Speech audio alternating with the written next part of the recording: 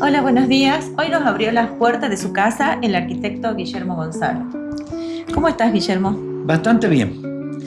Mira, Guillermo, la verdad es de que este ciclo de charlas que quiero hacer con varios que la revista quiere hacer con varios arquitectos, es como para que los arquitectos de trayectoria que han dejado sus enseñanzas, que van dejando de a poco, eh, sigan enseñándole a nuestros arquitectos y a nuestra sociedad sobre el campo en donde vos has trabajado. Me gustaría de que hables de tu último libro. Bueno, el último libro es el que estoy escribiendo. Tengo 7 libros. El último libro anterior era de temas relacionados con la ciudad, que ahora está en boga el tema de pensar la ciudad nueva y todo eso. Bueno, preparamos en el grupo de investigación, bajo mi dirección, un libro eh, donde había un montón de aportes desde distintos puntos de vista de lo que debía ser la ciudad de San Miguel de Tucumán. Y eso lo transferimos a la municipalidad de San Miguel de Tucumán. Seguramente estarán en los cajones de los funcionarios de ese entonces. La cuestión que, bueno, y mi primer libro lo hice en el año 1998 y es el libro más consultado desde hace décadas de la Universidad Nacional de Tucumán a nivel mundial, donde propongo todos los conocimientos que tenía sobre arquitectura bioclimática y arquitectura sustentable. Nos interesa que nos expliques sobre la arquitectura bioclimática, porque la verdad, como arquitectos, nos está faltando algunos lineamientos nosotros para construir, por ejemplo, lo que habíamos hablado, cómo hago mi techo, cómo hago una caja estanca, le pongo ventilación, le pongo rejilla, ¿qué hago? ¿Cómo soluciono la cubierta? No está sucediendo solamente este problema en el NOA, sino he visto en otros lugares de la Argentina que tenemos ese problema de poner rápido, fácil, y no es por falta de dinero, sino capaz que por falta de criterio. La verdad es que no entiendo. ¿Me querés explicar por qué? Bueno, sí, depende, es como cualquier profesión. Podríamos hablar de los médicos, de los abogados. Bueno, yo me rendí para el profesor titular a los 48 años, creo que fui el más jovencito de la Facultad de Arquitectura en titularizarme. Y ahí en mi cátedra intenté llevar a cabo este planteo, enseñándole eso a los chicos. La macana que estábamos muy a principio de la carrera, o sea, en segundo año. Entonces, como que ya con 4 años más posteriores lograban deformarse lo suficiente como para después tratar de hacer la obra, la escultura, sin pensar en lo que vos decías, cuál era la aislación del techo, cómo se consideraban las paredes, cómo tenían que ser los pisos, cómo tenían que ser las ventanas, cómo había que orientar las ventanas, los pisos, cómo había que protegerse del sol, porque Tucumán es más bien cálido que frío. Ya no hay frío en Tucumán, ya hay fresco nada más. Antes, cuando yo era chiquito, había frío todavía. Ha ido cambiando el clima. Entonces, la arquitectura puede responder y es muy fácil hacer que responda.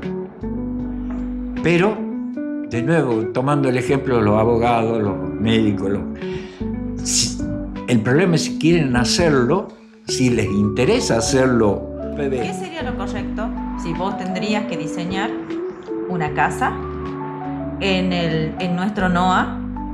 ¿Qué sería lo correcto? Si tendrías que ponerle una pared, ¿qué elegís? Bueno, en nuestro NOA tenemos desde clima ultra frío, sí, a desértico. Entonces, de acuerdo a las condiciones climáticas, hay unos diagramas que están en mi libro donde muy fácilmente poniendo las temperaturas máximas, medias, mínimas, media y media, para los 12 meses en un plazo de 10 años, para que sea bien estadístico, bien promedio el clima, te dice directamente el software si tienen que ser paredes pesadas o livianas, si los techos deben estar muy aislados o no, si las ventanas tienen que estar enfrentadas, si el eje este-oeste debe ser el principal o tiene que ser lo más cuadrada y compacta posible. O sea, te da todas las pautas de diseño solita, sin pensar, sin estudiar matemáticas, sin estudiar física. Pero, reitero, eso lo enseñaba en segundo año y salían a ver quién hacía la escultura más linda. Entonces después decían, ¿cómo va a ser el techo? Y le metamos losa con teja. Y vos le preguntaba, ¿y por qué? Porque estéticamente quedaba bien. Claro, y el otro decía, no, vamos a hacer chapa pintada de negro. Claro, absorción de la radiación solar del 98%. Y después le hacían abajo un cielorraso común de yeso con 1 pulgada de lana de vidrio, que era la receta que te daban a vos en la facultad, te decían yeso y 1 pulgada de lana de vidrio. Y bueno, para ese techo con esa radiación tenía que ser de 10 centímetros por lo menos la aislación. Ahora te voy a hacer una pregunta, que es la pregunta que siempre nos hacemos los arquitectos. Sí. En una cubierta, ¿sí? Sí. ¿Vos qué haces? ¿Una caja estanca o le pones, o sea, entre la cubierta y el cielo raso, haces una caja estanca o le pones las rejillas de ventilación? Bueno, eso depende. De nuevo, depende del clima. Si estamos acá en San Miguel de Tucumán y la cámara tiene más de 10 centímetros, conviene ventilar. Si es una cámara pequeña, porque el techo es inclinado, entonces el cielo raso va junto con la chapa, conviene no ventilar. Entonces depende del caso, porque hay un problema convectivo que hace que en el caso de una convección fuerte, sí, va a tomar calor el aire y lo va a transferir al cielo raso.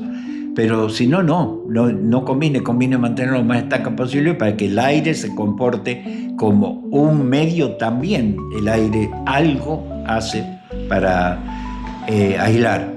Y prefiero poner una lana de vidrio o un poliestireno expandido con una chapa de metal, un papel de aluminio, un foil de aluminio en la parte de arriba.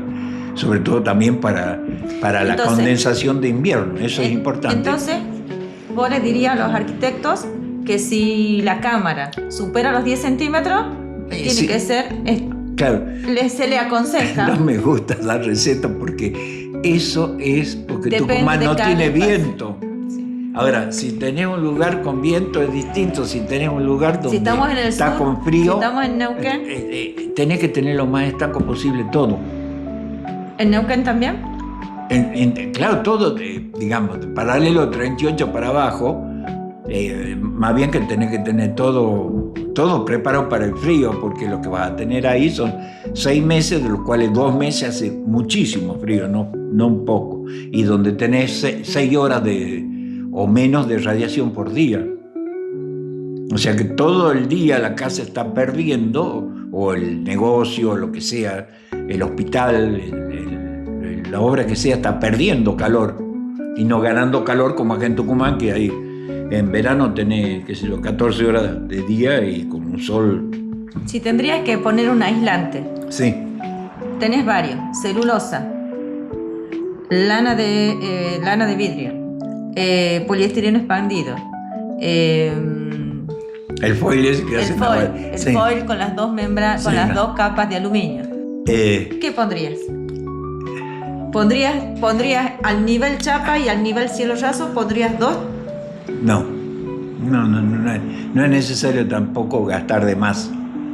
Hay que tratar de buscar el equilibrio de hacerle gastar lo menos posible al cliente, pero que el cliente no tenga que pagar después tanto en el aire acondicionado que ponga. Y también, como todas las cosas, no hay receta, todo depende. Hay distintos tipos de lana de vidrio, distintos tipos de polietileno expandido, distintos tipos, hasta te diría, en mi época, cuando yo era estudiante, todavía se ponía la carbonilla que se compraba en los lugares donde vendían carbón. ¿Cómo seré de viejo? Y además íbamos al Ingenio San Juan a comprar la perlita. Ahí hacían perlita para los filtros para hacer la cerveza. Y el sobrante, que era la gruesa, las traemos en camiones y lo llenábamos de perlita encima del cielo raso al techo. Es lo mejor que hay. Pero bueno, ahora anda a comprar una bolsa de perlita, ahora se han dado cuenta que sirve la perlita y te sale bastante caro. Entonces, hay miles de formas de aislar un techo, sea de chapa, sea de losa, sea de lo que sea, de madera, miles. O sea que nosotros Depende podríamos de que el usar arquitecto... ese abanico, no es de que, o sea, todos los productos sirven de acuerdo a cómo sea el clima, a cómo sea el bolsillo del cliente, o a cómo sea yo he llegado el cálculo. a aislar, porque yo era asesor de una villa de emergencia. Mi hermana era la asistente social y yo iba los sábados gratuitamente y era el arquitecto consultor. Y trabajé algunos años, después los militares no me permitieron y bueno, tuve que dejar de ir porque me dijeron de que de ahí en tribunales federales me aconsejaron de que no vaya más, ¿no? Bueno, ¿qué es lo que hacía yo? Yo he llegado a hacer que los cartoneros en las prefabricadas le pongan cartón a las paredes y la llenen con bolitas de papel de diario. El hueco iban poniendo, entonces quedaba la madera machembrada que estaba afuera y bueno, entre los listones clavaban con clavitos el cartón y lo llenaban con eso y cambiaba rotundamente la aislación térmica.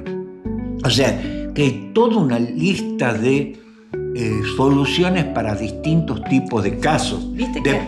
Y además depende del fabricante, porque los fabricantes hace 20 años o menos tienen que tener sello IRAM. Y ahí te dicen cuál es la aislación real que tienen porque lo han medido y la han certificado. Entonces, de acuerdo al fabricante, vos tenés lana de vidrio que es más conveniente, menos conveniente, o poliestireno expandido, o... Viste que ahora está la celulosa, sí, que es como papel, es papel, es lo que vos me estás diciendo. Es lo que se usa. Mi hermano, que se recibió de arquitecto, se fue a vivir a Alemania, y cuando él terminó el doctorado en la Universidad de Múnich, puso un estudio, por supuesto. Ellos usan celulosa en forma natural y usan lana de oveja como aislante. O sea, hay un montón de materiales que ya son normalizados en otros países, porque acá, ¿qué pasa con la celulosa? La celulosa tiene que tener un tratamiento especial para que sea ignífuga. Lo mismo que la lana de oveja, lo mismo que cualquier elemento que vos vas a poner en una casa. Lo que yo hacía, eso es imposible de pensar, pero yo pensaba lo siguiente. Cuando ya estás al límite de lo que un ser humano puede tener, ya haces cualquier cosa. Por supuesto que les decía, agarren comúnmente llamado tergopol en las obras donde ustedes trabajan, háganlo, tritúrenlo y métanlo ahí adentro en vez del papel para mejorar un poco. O sea, depende de cada lugar y depende también, no te digo inteligencia porque no es inteligencia, es razonamiento lógico. Yo me he dado cuenta que muchos de mis colegas y bueno, de los médicos, abogados, de cualquier profesión, no se ponen a pensar un tiempo antes de hacer las cosas. Y bueno, y si no se puede pensar, y bueno, hacer lo que se debe hacer, consultar con un experto. Porque a veces, ponele, vos tenés una obra chiquita con mi software tranquilamente lo podés resolver y verificar que lo que vos estás pensando es correcto y que cumpliendo con las normas ya tenés un nivel mínimo de base para trabajar. Además, la norma te permite hacer... ¿Tu software es gratuito? Totalmente gratuito. Todo lo tengo en Academia Edu y en ResearchGate, que son los dos sitios donde trabajamos los investigadores.